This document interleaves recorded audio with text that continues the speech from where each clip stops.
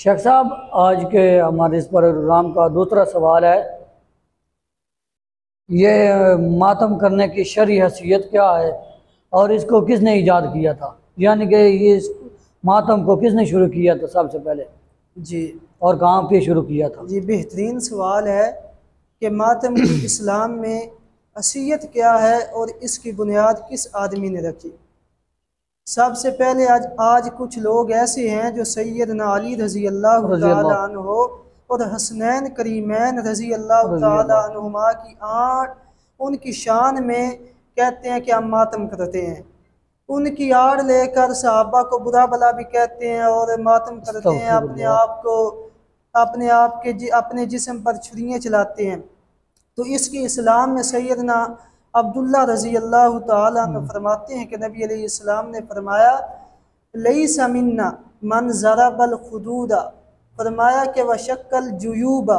नबी अलैहिस्सलाम फरमाते हैं वो आदमी हम में से नहीं जिसने अपने रुखसार को पीटा और अपने गिरेबान को चाक किया।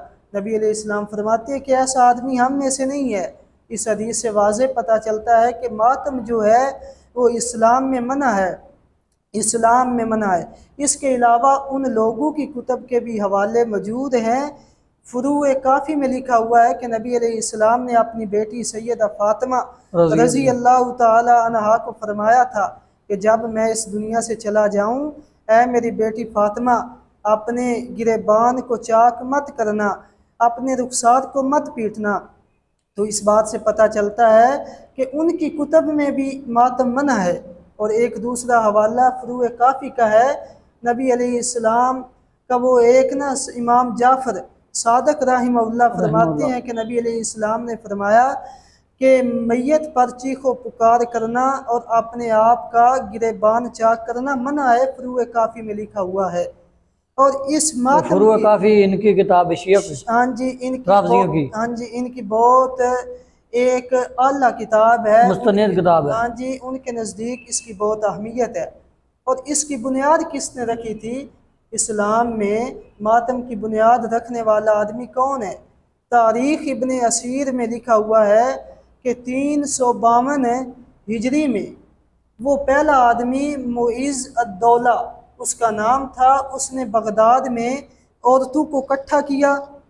उसके बाद उसने हुक्म दिया कि दुकानें बंद की जाएं, बाज़ार को बंद कर दिया जाए और ये जो औरतें हैं अपना गिरेबान चाक करें, अपना सीना कूबी करें। उसने कहा था कि हम इस मातम को ईजाद करते हैं। औरतों को उसने हुक्म दिया कि अपने आप को, अपने जिस्म को, लिबास को फाड़ दिया जाए, अपना सीना कूबी करें। ये वो आदमी था, इसने बगदाद में सबसे पहले मातम की बुनियाद रखी। हम तो कहते हैं कि मातम का इस्लाम में कोई ताल्लुक नहीं है। इसका नाम क्या था, दोबारा बता दें? इसका नाम मुइज़ अद-दौला था। मुइज़ अद-दौला। हाँ जी। अल्लाह अकबर अल्लाह। ये वो आदमी खबीस आदमी था कि जिसने इस्लाम में मातम की बुनियाद रखी थी। अल्लाह अकबर।